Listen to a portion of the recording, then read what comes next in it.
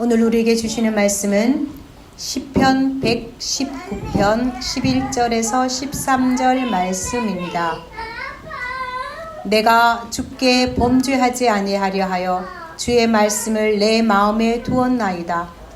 찬송을 받으실 주 여호와여, 주의 율례들을 내게 가르치소서. 주의 입의 모든 규례들을 나의 입술로 선포하였으며. 아멘. 오늘은 마음에 둔 말씀이라는 제목으로 이신건 목사님께서 말씀 풀이하여 주시겠습니다. 인사는 아래에서 했으니까 인사 생략하고요.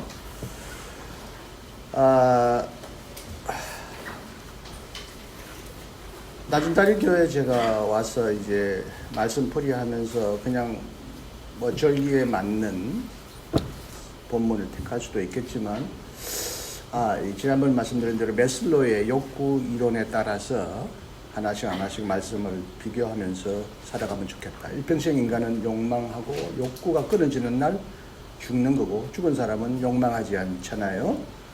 우리는 욕망을 부정시하거나 죄악시해서는 안 됩니다. 어떠한 욕망도 나쁜 것은 없습니다. 물론 저 사람 죽이고 싶다, 뺏고 싶다, 이런 욕망, 악한 욕망은 물론 안 되지만, 그래서 메슬로의 그 욕망 이론에 맞춰서 말씀을 하나씩 한번 비교해 보는 것이 저에게도 큰 새로운 도전이고 즐거움입니다. 그래서 지금까지 의식주에 관하여 가장 생리적 욕구라는 것을 말씀에 비추어서 한번 우리가 고민해 보았어요. 다시 조금 요약하면 욕망은 악한 것은 아니다. 하나님이 창조하신 선한 하나님의 창조물이다. 욕망하라. 하나님 나라를 욕망하라. 사랑을 욕망하라. 일용할 양식을 욕망하고 기도하라. 욕망하지 않으면 기도할 생각도 안 나니까 기도의 전제는 욕망입니다. 단 우리 오늘 주기도문을 통하여 우리가 다시 읽었지만 욕망에는 이제 제한이 있습니다. 하나는 오늘 내일 일용할 양식, 오늘의 것을 위하여 욕망하라. 지나치게 내일 모레 내년 후내년 평생 자손만대 먹고 살 것을 염려하며 욕망하지는 말라. 하루의 것으로도 감사하고 하루하루가 나의 삶의 전부라는. 왜냐하면 내일 내가 죽을 수도 있고 내가 쌓아놓은 재물이 내 것이 아닐 수도 있고, 어쨌든 하루하루만으로도 나는 감사하는 욕망의 하루분으로도 제한하라. 어렵죠. 사실은 대부분 우리는 미래를 위하여 저축도 하고 예금도 하고 어느 정도 준비합니다. 그걸 하지 말라는 뜻은 아닌데, 그러나 그 모든 것이 하루하루 그날에 필요한 것을 위한 것이지 무한히 살 것처럼 엄청나게 끝없는 욕망을 추구하는 건 아주 선한 것도 그렇고 나쁜 것도 그건 중독이고, 중독은 다 나쁜 겁니다. 끊임없이 집착하고 얻으려고 하고 쌓으려고 하는 사람들, TV에 보면 가끔 그 중독된 사람이 있죠. 집안에 끊임없이 쓰레기를 모으고 온갖 것들을 모으는 사람이 있어요. 물론 그걸 통하여 인생의 취미와 기쁨을 발견한 사람은 의미 없이 우울하게 사는 사람보다는 나아 보이긴 하지만, 한도 끝도 없이 막 쌓는 사람 보면 불쌍합니다. 그거 다 알지도 못하고 다 쓰지도 못하고 그러는데 욕망을 추구하는 사람은 안타깝죠. 오늘 하루의 의식주만으로 하나님께 감사할 수 있는 성도가 되라. 또 하나는 우리에게 나만의 음식, 나만의 집, 나만의 집이 아니라 우리를 위한 것, 우리 모두를 위한 것을 욕망하라. 이것이 이제 주기도문의 기본적인 욕망의 기본입니다. 그 다음에 제가 이제 인간이 생리적인 욕구가 어느 정도 충족되면 안전의 욕구를 갖는다고 그랬죠. 그래서 지난번에 제가 안전을 방해하는 가장 내적인 방해 요소는 염려, 걱정, 불안, 두려움이다. 염려하지 않는 인생이 안전하게, 편안하게 사는 굉장히 중요한 비결이다. 염려하지 맙시다.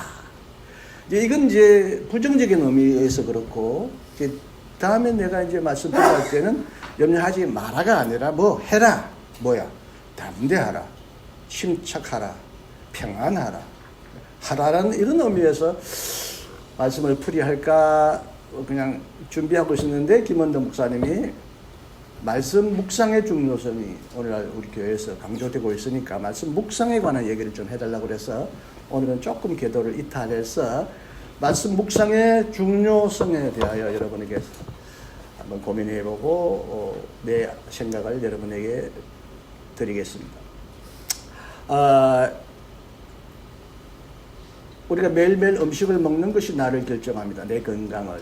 좋은 양분, 좋은 공기, 좋은 물. 이게 굉장히 먹는 것이 곧 납니다. 나를 만듭니다. 또 하나는 영적인, 정신적인 양식을 뭘 먹느냐가 내 정신을, 내 마음을 좌우하기 때문에 좋은 정신적인 양식을 꾸준히 먹지 않으면 정신도 병들고 정신도 성장하지 않는 것은 틀림없습니다. 좋은 책. 그 중에 우리가 책 중에 책, 성경의 말씀을 읽고 묵상하는 것이 중요하다는 것을 두말할 필요가 없습니다. 그런데 우리 한국교회가 오래전부터 부흥회 형태로 막 그 여의도 부흥 집회, 뭐 부흥 강사 막 북치고 막 그러다가 성장하다가 어느 중간에는 이제 교인들이 너무 감정과 부흥회만 들뜨니까 성장한 성숙한 그리스도인을 만들기 위하여 성경 공부가 강조되었어요. 제자 공부, 성경 공부. 그래서 성경 공부가 한때 한국 교회를 휩쓸고 왔습니다. 유명한 성경 교재 막 휩쓸고요. 이제 공부하는 게 좀 더 내면화되기 위하여 큐티해야 한다. quiet time. 그래서 두란노스 원에서 뭐 기독교서에서 성경 묵상에 관한 책들이 지금도 꾸준히 나오고 있습니다. 성경 공부, 성경 묵상은 한국 그리스도인의 신앙 단계를 한 단계 업그레이드 했다고는 믿습니다만은 그러나 그 폐단도 엄청나게 드러났다고 봅니다. 그래서 제가 여기 김원노 목사님에게 우리 교인들은 그냥 성경을 무조건 읽게 하는 거 금지시키자. 왜? 성경에는 우리가 살아가는데 정말 힘을 주고 용기를 주고 구원의 기쁨을 주는 것이 있지만 잘못 읽으면, 잘못 해석하면 굉장히 그 안에 치명적인 독이 있습니다. 오늘 한국교회가 복음이라는 이름으로 많은 사람들을 구원하지만 성경이라는 이름으로, 하나님 말씀이라는 이름으로 얼마나 이 세상에 큰 해악을 끼치는지 알 수가 없어요. 양날의 칼입니다, 성경이. 그냥 무조건 읽게 하지 말자. 여러분, 성경은 66권이라는 건 잘 아십니다. 근데 몇 마디, 우리나라 말로 몇 마디 되어 있는 거는 모르죠. 66권 이상으로는 모두 단어가 몇 개인지 모르죠. 막 검색해봐도 나오진 않을 거예요. 나올까? 요즘 나오긴 했다. 몇 단어로 되어 있는 이 책 로봇으로.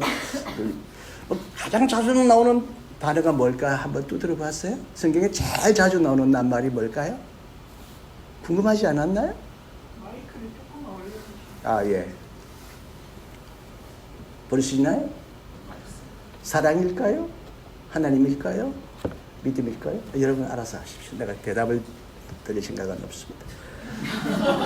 내 말은 성경에는 어마어마한 단어가 있고 어마어마하게 셀 수 없는 많은 용어가 나오는데 그 하나하나가 소중한 말씀이긴 합니다만은 우리나라 속담에 구슬지 서말이라도 뭐 해야 보석이다? 깨어야 보석. 구슬은 이렇게 우리 어릴 때 이제 구슬놀이도 했지만 뭐 예를 들면 진주라고 합시다. 진주 이거 하나 수없이 우리가 집에 왔습니다. 깨매지 않으면 이거 골치 덩어리입니다. 와 쏟아버리고 흩어져 버리고 이거 가지고 어떻게 써요? 뭘 깨야 될 거 아니에요. 반지를 위하여든 목걸이든 팔찌든 성경 말씀이 꼭 그와 같습니다. 다 구슬 같은데 잘 꿰매지 않으면 이거 완전히 중구난방. 중구난방이란 말이 무슨 말입니까? 대중의 입을 도저히 막을 수 없다. 이 말하고 저 말하고 저 말하고 오늘 한국교회 위기는 성경을 놓고 중구난방으로 말합니다.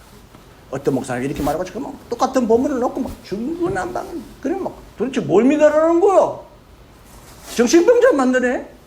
이중인격자 만드네? 정신분열주의자 만드네? 오늘 교회가 정신분열자를 제일 많이 만드는 기관이 되었다. 성경을 핑계로 잘 꿰지를 못하니까 지 마음대로 꿰니까 횡설수설합니다. 횡설수설이란 말은 원래 좋은 말이었다고 합니다. 횡적인 말과 뭐 수직적인 말 아주 조리 있고 체계적으로 한다는 말이었는데 시간이 가면서 이게 이제 나쁜 뜻으로 이 말했다가 저 말했다가 저 말했다가 이 말했다가 성경을 놓고 이 말했다가 어떤 데는 하지 말라 그랬다가 어떤 데는 하라 그랬다가 하지 말라 여기는 하지 말라고 그랬는데 여기는 한다 하라 그러고 성경을 종잡을 수 없이 횡설수설하게 만드는 그 때문에 성경 읽기, 성경 묵상 또 한때는 또 뭐 사람들이 막 성경을 필사하고 성경책을 만들고 어떤 분은 붓글씨로 막 다 쓰는 막 대단한 분이 있긴 있더라고요. 노년들이 적적한 시간을 그렇게 활용하는 건 좋은 점은 있지만 도대체 깨운다. 그 많은 보석을 다 집에 쌓아놓으면 짐덩어리예요. 여러분에게 보석을 많이 준다. 몇 마리 준다고 합시다. 집에 갖다 놓으면 그게 짐덩어리 아닙니까? 뭘 깨서 활용해서 나를 아름답게 치장하거나 뭘 상업을 위하여 써야 되는데 보석을 집안에 쌓아놨다 합시다. 그거 짐덩어리입니다. 갖다 버리는 것보다 더 나을 수 있습니다. 내 말은 성경을 읽을 때 성경을 깊이 묵상하고 성경을 조리 있게 체계적으로 이게 깨어가는 기술을 발달해야 되는데 이게 바로 성경을 조직신학의 눈으로 교리의 눈으로 성경 전체 말씀을 하나의 일관된 구원의 드라마로 엮어가는 그 기술이 필요한데 이것은 조직신학자가 하는 역할입니다.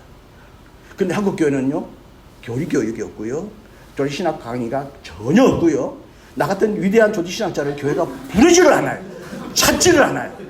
사용해 먹지를 않아요. 내가 돈 달라고 많이 요구하는 사람도 아니고 돈 안 줘도 괜찮아요. 그런데 성경을 목사님 올 때마다 다르게 해석하고 교회마다 서로 지멋대로 해석하게 되니까 오늘 교회가 완전히 그냥 갈팡질팡하니 한국 교회가 힘을 잃어가는 이유 중에 하나도 그겁니다. 그래서 여러분 성경을 제가 읽지 말라는 건 말하지 않지만 꼭 읽을 때는 과거에는 그래도 요즘엔 성경 묵상집에는 해설이 있어요. 이 말씀의 배경이 어떻고 이 말씀을 어떻게 말하고 조금 해설이 있는데 오늘날 큐티를 쓰는 대부분 사람들은 지적 수준이 낮은 목사님들이 집필을 하기 때문에 아주 기초적인 상식 외에는 안 줍니다. 그래서 아쉬워요. 그래서 여러분 어렵지만 이 신금 조직신학책을 읽고 고민하고 조직적으로 성경을 읽는 방법을 공부하고 내 조직신학은 성경을 어떻게 조직적으로 보게 하느냐를 고민하여 쓰여진 책이에요. 근데 이렇게 꿰매는 기술이 이제는 필요한데 꿰매지는 기술을 안 주니까 교인들이 그냥 흩어지고 중구난방이고 교회가 그냥 지리멸렬하다는 거죠. 여러분 100마디 말하는 학자가 초점과 조직이 없는 말보다는 시골 할머니가 한마디 툭 던지는 게 더 진리일 수 있습니다. 예수 100번 믿어도 뭐효 사람도 사랑하지 못하는데 그 말이 초등학교도 못 나온 할머니 말씀이 나 같은 조직신학자가 막 사랑이 어떻고 막 이질질려 막 했는데 초점이 없어. 뭐 사랑하라는 거야 하지 말라는 거야 막 도대체 체계가 없으면 그건 할머니만큼도 그 박사학위가 소용이 없는 거예요. 그래서 여러분 성경책을 읽을 때 꼭 여러분에게 권하는데 건전한 꼭 읽고 싶으면 지금은 그냥 그대로 읽지 말고 완전 지멋대로 읽어버리니까 성경을 제멋대로 많이 읽은 사람들이 주로 어떻게 되느냐 정신병자가 되거나 사이비 교주가 됩니다. 이만희 같은 교주가 됩니다. 저 사람 성경 엄청 많이 읽었어요. 그 자기 멋대로 깨가지고 멋진 작품처럼 속이는 거예요. 성경을 공부할 때는 꼭 공부를 더 깊이 하고 싶다면 반드시 시중에 건전한 성경 주석서 성경을 풀이하는 책을 보고 이게 무슨 뜻인가? 내가 이렇게 이해했는데 주석서를 보니까 그게 아니었네. 항상 반성하고 비평하면서 성경을 읽으시기 바랍니다. 주석서 없이 성경을 읽으면 여러분 아주 위험할 가능성이 굉장히 큽니다. 아주 성경을 경건한답시고 끼고 맨날 성경을 읽고 가는 사람들이 대부분 또라이 됩니다. 사회 부적응자가 됩니다. 정신병원에 갈 사람만처럼 미치광이 됩니다. 주석서를 꼭 보면서 성경을 보라. 또 하나는 이제 성경만 읽지 말고 신학자의 책도 읽고 내가 신근하면 구글 치면 뭐 제가 쓴 책 번역한 책이 50권 이상 나옵니다. 아마 내가 죽어서 비석을 누가 세워준다면 이 사람은 쓰다 죽다 그럴 거예요. 쓴 책보다 번역한 책이 다 많아요. 지금 다 번역된 책인데 20세기의 가장 위대한 20세기 교회와 신학에 가장 큰 영향을 미쳤던 칼바르트가 쓴 모든 책 중에서 하루 읽도록 묵상집으로 만든 신학자. 여러분이 성경을 보는 눈과 신학자가 보고 해석하는 눈이 다릅니다. 그러므로 여러분 마음대로 혼자서 읽지 말고 주석서를 참조하든지 위대한 신학자의 글을 읽으시기 바랍니다. 칼바르트의 모든 문장 중에서 매일매일 묵상할 수 있도록 책을 만들었어요. 저게 800~900페이지 쪽이 너무 두꺼우니까 저기는 조금 가볍게 잘라서 앞뒤로 내가 잘라서 조금 더 분량을 얇게 해서 만든 겁니다. 또 20세기의 위대한 신학자 디트리히 보네퍼라는 사람이 뛰어난 문장가요, 신학자요, 영성 철학자입니다. 영성 신학자입니다. 책을 두드리면 보네퍼 묵상이라고 하는 책이 여러 권 나옵니다. 보네퍼는 일평생 묵상을 굉장히 자주 하고 묵상에 관해 깊은 관심과 나름대로의 깨달음을 전달해 주는 사람입니다. 오늘 그래서 디트리히 보네퍼 묵상의 사상이 아니라 이분이 묵상이 얼마나 중요한가를 설명해 놓은 부분을 여러분에게 소개하려고 합니다. 읽어드리려고 합니다. 이제 제 선생님, 요 두 가지 바르트와 보네퍼는 독일에서 이미 묵상집으로 책이 나왔는데 칼바르트는 그대로 번역했고 디트리히 보네퍼 나온 책은 번역하다가 너무 난삽하고 그래서 제가 번역한 다른 책과 편집 다시 한 거고요. 위리겐 물탄 묵상은 내가 편집한 겁니다. 독일에서 나오지 않았습니다. 지금 아직 살아계신 97세이고 현 살아있는 가장 영향력이 있고 위대한 신학자예요. 희망의 신학자. 하나님 나라의 신학자예요. 여기는 40개, 저기는 52개, 저기는 365개로 이렇게 숫자가 조금씩 줄어들었는데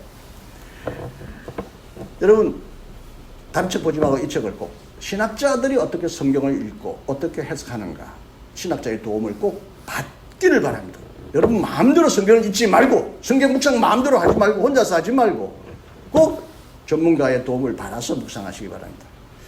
자, 그래서 오늘은 보네퍼가 내가 편집한 책, 이 책 중에서 묵상 52가지 중에서 제목이 마음에 둔 말씀입니다. 내가 주께 범죄하지 아니하려 하여 주의 말씀을 내 마음에 두었나이다. 우리에게 다가오는 하나님의 말씀은 기름진 밭에 뿌려지기를 바랍니다. 지난번에 김 목사님 밭에 뿌려진 시의 비유를 했죠. 하나님의 말씀은 길가에 뿌려져서 마귀가 그들이 믿어 구원을 얻지 못하게 하려고 말씀을 그 마음에서 빼앗지 않기를 바랍니다. 하나님의 말씀은 바위 위에 뿌려져서 말씀을 들을 때 기쁨으로 받으나 뿌리가 없어 잠깐 믿다가 시련을 당할 때 배반하지 않기를 바랍니다. 하나님의 말씀은 가시떨기에 떨어져서 이생의 염려와 재물과 향락의 기운이 막혀 온전히 결실하지 못하기를 바라지 않습니다. 전능하신 하나님의 영원한 말씀이 내 안에 머물고 겨자씨가 밭에 뿌려지듯이 내 안에 뿌려지기를 바란다는 것은 위대한 기적입니다. 하나님의 말씀은 나의 생각 안에 뿌려진 것이 아니라 나의 마음 안에 뿌려졌습니다. 우리는 흔히 생각과 마음을 동일시합니다. Mind, thinking. 생각은 여기에 있지만 마음은 여기만 있지 않습니다. 마음은 여기에도 있고요. 여기에도 있고 몸 어디에 있는지 모르겠어요. 마음은 생각을 내 감정에 전달하고 내 손발에 전달하는 어떤 전인적인 나의 주체성, 나의 마음의 중심을 말하죠. 그래서 생각 안에 뿌린다는 것은 지적으로 성경을 공부하니 이렇구나, 이런 지식이 생겼구나가 아니라 이것이 내 마음 깊숙이 뿌려져야 한다는 것이죠. 그리고 하나님의 말씀은 나의 생각 속에 사라지기를 바라는 것이 아니라 마음 안에서 움직이기를 바랍니다. 비록 우리가 인식하지 못하더라도 사랑하는 사람의 말이 나의 마음 안에 머물러 있듯이 말합니다. 사랑하는 사람의 말은 내 마음에 늘 남아있죠. 이것은 하나님의 입에서 나오는 말씀이 바라는 목적입니다. 만약 내가 하나님의 말씀을 나의 생각으로만 가지고 있다면 나의 생각은 종종 다른 일로 분주해질 것이고 하나님께 죄를 짓게 될 것입니다. 그러므로 하나님의 말씀을 읽었다는 사실로 모든 것이 끝나는 것이 아닙니다. 하나님의 말씀은 우리 안으로 깊이 들어와야 하며 성소 안에 지성소처럼 우리 안에 머물러 있어야 합니다. 그래야만 우리는 생각과 말과 행동으로 죄를 짓지 않을 수 있습니다. 하나님의 말씀을 많이 알지만 그 말씀이 우리 안에 뿌려지지 않는 것보다는 하나님의 말씀이 우리 안으로 들어올 때까지 조금씩 그리고 천천히 성서를 읽으며 기다리는 것이 때로는 더 낫습니다. 찬송을 받으실 주 여호와여 주의 윤례들을 내게 가르치소서. 우리가 사람의 거룩함과 경건함을 찬양합니까? 우리가 우리 자신과 우리의 결백함을 자랑합니까? 이 시편에서 매우 분명하게 반복적으로 나타나는 나는 자기 성찰, 자아 비판, 자기 정당화입니까? 찬송을 받으실 주 여호와여 이 시편은 오직 주님만을 찬양합니다. 우리와 더불어 새롭게 시작하신 우리에게 자신의 말씀을 계시하신 우리로 하여금 찾게 하시고 섬기게 하시는 자신의 말씀을 우리 안에 머물게 하시고 우리가 죄를 짓지 않도록 지켜주시는 주님만이 찬양을 받으실 수 있습니다. 믿는 자의 길에는 오직 하나님 찬양만이 있을 따름입니다. 믿는 자의 모든 능력과 확신은 하나님 찬양으로부터 나옵니다. 주님을 찬양합시다. 제가 낮은 자리에 오면서 좀 찬양을 즐겁게 하자. 박수 치자. 악기 부르자. 좀 특성도 자주 하자. 어느 날은 그냥 말씀 없이 찬양으로도 예배를 배치할 수 있어요. 찬양만으로도 우리는 하나님께 충분한 예배를 드릴 수 있다는 것입니다. 찬양의 중요성이죠. 하지만 우리는 항상 거지처럼 이제 기도해야 한다고 말합니다. 주의 윤례를 내게 가르치소서. 하나님을 찬양할 때마다 우리는 이미 받은 것을 고백합니다. 하나님께 기도할 때마다 우리는 우리의 가난을 고백합니다. 물론 우리가 살아있는 한 우리의 마음을 밝혀주시고 우리에게 깨달음을 주시기를 빌고 말씀을 배우는 일의 날로 성장하기를 비는 기도는 결코 멈추지 않을 것입니다. 은혜로 인해 우리에게 넘치도록 풍성한 선물을 주신 하나님을 찬양하는 일은 이 세상에서나 저 세상에서도 결코 멈추지 않을 것입니다. 주의 입의 모든 규례들을 나의 입술로 선포하였으며 하나님의 입술에서 하나님의 규례들이 나오며 이 규례들은 나의 입술로 선포되기를 바랍니다. 하나님의 말씀을 마음에 품는 것은 때로는 쉬운 일입니다. 하지만 하나님의 말씀을 입술로 자주 선포하는 것은 얼마나 어려운 일입니까? 입술에 공허한 봉사를 말하는 것이 아니라 마음에 가득한 것을 큰 소리로 외치는 것을 말합니다. 하나님의 말씀을 거룩한 문장으로 대체하는 것을 두려워한 나머지 큰 고난 앞에서 종종 입술을 닫지 않았습니까? 경박하고 불경건한 분이기 때문에 올바른 말을 찾지 못하고 침묵하지 않았습니까? 사람에 대한 잘못된 수줍음과 두려움 때문에 종종 입술을 닫지 않았습니까? 오늘 아침에 어떤 여자 자매에게 한 달에 한마디만 나한테 얘기해줘. 왜 이렇게 과묵하냐 그랬더니 자기는 수줍대요. 1년 동안은 수줍음을 탄대요. 이제 1년 넘었으니 수줍음을 벗어나시기 바랍니다. 내가 모든 재물을 즐거워함같이 주의 증거들의 도를 즐거워하였나이다. 우리는 훈계와 권고를 주지 않았으며 유료와 격려를 전달하지 않았습니다. 가는 곳마다 예수 그리스도의 이름을 우리의 입술로 선포하는 일이 얼마나 괴로웠고 얼마나 두려웠습니까? 괴로웠다, 두려웠다. 말씀을 전달하는 게 괴롭다. 그렇죠? 괴롭죠. 남이 듣기 싫어할까 봐. 네가 뭔데 나한테 말씀을 전파하냐? 네가 목사냐? 네가 왜 나한테 설교하냐? 이런 말을 들을 수가 있잖아요. 하나님 말씀을 남에게 선포하는 것은 참 괴로운 일입니다. 두려운 일이기도 합니다. 지난 시간에 우리 예빈이가 말한 대로 뱀같이 지혜로 아주 작은 포인트, 때를 잘 맞춰라. 괜히 말씀을 전했다가 그냥 봉변을 당하지 말고 한두 번 전했다가 안 되면 돌아서라.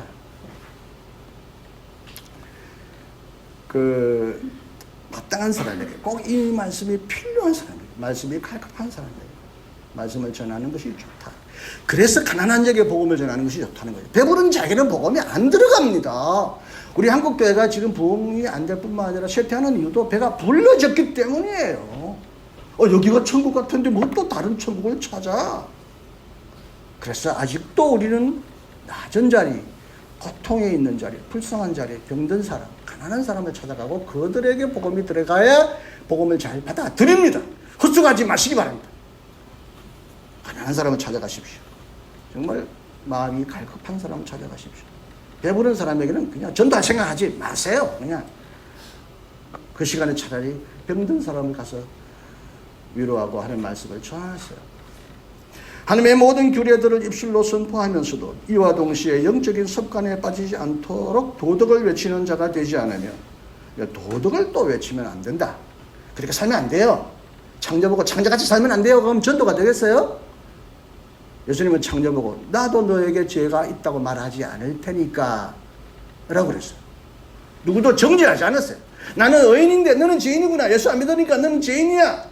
이렇게 말하면 그건 이미 복음이 안 들어갑니다. 어느 날 전철을 타는데 어느 사람이 예수 안 믿으면 뭐 다 지옥 갑니다. 예수 공자 믿어도 소용없고 부처 믿어도 소용없고 다 지옥 가요. 예수 믿어야만 천국 갑니다. 그러니 옆에 스님이 한 분 계시다가 이 사람이 말이야 막 화가 나고 싸웠어요. 아마 모자를 썼는지 스님은 못 알아봤나. 왜 불교를 막 비판하고 유교를 비판하면서 남을 정죄하면서 복음을 전하나요? 여러분, 예수님 안에서 모든 자에게 위로와 천국이 주어졌습니다. 조건 없이 예수님은 여러분을 사랑합니다. 그래야지. 여하튼 영적인 습관에 빠지시고 도덕을 외치지 마시고 나처럼 살아봐. 어렵게 돼. 잘 살아야 돼. 잘 살게 돼. 그러지 마십시오. 하나님은 너를 더 사랑하셔. 어떻게 보면 나를 더 찾고 계실 거야. 이런 자 너를 하나님은 더 사랑하셔. 하나님의 은혜와 사랑을 먼저 전하세요. 도덕적으로 사는 것은 그분이 그 다음에 알아서 할 일이지. 야, 너 도덕적으로 안 살아 한다고 도덕적으로 사는 사람 못 봤습니다. 내가 모범을 보이면 돼요. 내가 그냥 그렇게 살면 사람이 감화를 받아서 살지, 교회가 율법 종교로 떨어지면 안 된다는 겁니다. 전도를 가끔 도덕으로, 야, 저 동성애자를 저 성경을 부정하는 자야, 죄인이야, 동성애자야, 돌아오라. 동성애가 옳고 그러고 가네. 그렇게 손가락질하면서 동성애자를 감화시킬 수 있어요? 변화시킬 수 있어요? 불쌍하게 여기거나 사랑해야죠. 내가 그보다 도덕적으로 우월하다고 생각하는 것이 아니라 조건 없는 하나님의 사랑을 조건 없이 전하는 겁니다. 자, 제가 여기 토를 달아서 미안합니다. 이제 시간 다 끝났습니다. 귀찮은 잔소리꾼이 되지 않는 것은, 내가 잔소리꾼이 되기 쉬운데요. 좀 안다고. 하여튼 예수쟁이는 잔소리꾼이야.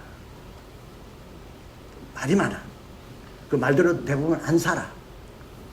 이게 한국 기독교의 전형적인 딱지입니다. 말하지 말고, 살아라고 하지 말고, 그냥 하나님 말씀을 넌지시 그냥 이렇게 넣어주시고, 한마디 쪽지로 그냥 좀 넣어주고, 지팡 안에 놓고, 옆에도 그냥 넣고 오면, 그걸로도 전도가 됩니다. 열심히 믿어야 복 받는다, 열심히 돈 받는다, 잔소리하고, 지나 잘 살지. 도덕군자인 것처럼 말씀 안 하는 게 좋겠죠. 잔소리꾼이 되지 않는 것은 많은 영적인 경험과 훈련만이 아니라 영적인 경험도 필요하고 훈련도 필요하고 어린아이와 같은 믿음의 확신도 요구되는 일입니다. 우리의 입술로 내 예수 그리스도를 온전히 섬기는 법을 배우기 전에 우리는 먼저 하나님의 말씀을 전심으로, 마음으로, 온몸으로 들어야 합니다. 오늘 제목이 마음에 둔 말씀. 사실 마음에 두는 말씀은 그 손발로, 우리가 이 세상에서 제일 거리가 큰 곳이 머리와 가슴이라고 그러는데 나는 가슴과 손발이 더 거리가 멀어요. 가슴에 감동을 받았는데 그렇게 생각하기는 보통 어려운 게 아니에요.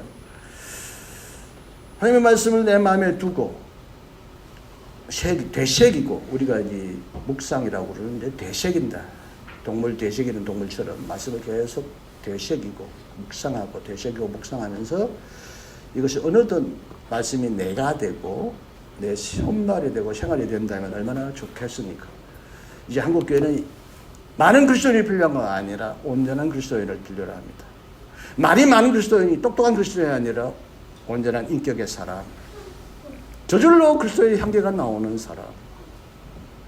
야, 예수 믿는 거 힘들어. 고난에 따르는 거에 교회 나오지 말라고 말하는 사람. 내가 예수 보니까 이게 안 믿는 게 더 낫어. 그때는 마음이 편하고 세상 잘 나갔는데 예수 믿으니까 힘들어. 나오지 차라리 마지 마라. 예수 믿는 게 아무나 나오는 게 아니라, 아무나 믿는 게 아니라고 전도할 수 있는 사람이 되어야 합니다. 그냥 그런데 저 사람은 힘들지만 저것이 참 진리의 길이니까, 행복의 길이니까 저 길을 힘들어도 가고 있구나 하고 깨닫게 해준다면 그게 전도가 아니겠습니까? 자, 오늘 책 선전했는데요. 진짜요. 돈 있으면 꼭 사보세요. 모토만 책이 제일 작고 쉽고 보네프 책이 조금 더 크고 조금 더 어렵고 바르트는 어렵습니다. 원하시면 내가 단체 할인 구매로. 아 진짜 이제는 성경책을 그만 읽고 이제 너무 많이 읽었어요. 아니 읽지 말라는 말은 내가 취소합니다.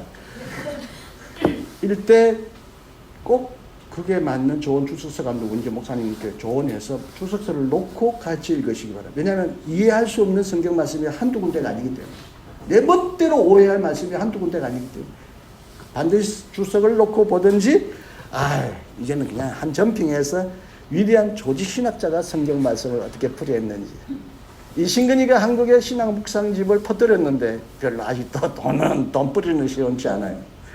돈을 못 버는 게 중요한 게 아니라 정말 한국교회가 업그레이드되기 위하여 이 어마어마한 구설을 꿰는 능력을 가진 이분들에게 도움을 받아서 이제는 신학자들의 글을 통하여 더 깊은 영적인 진리 세계로 들어갈 수 있기를 여러분에게 간절히 바랍니다. 네, 끝내겠습니다. 감사합니다.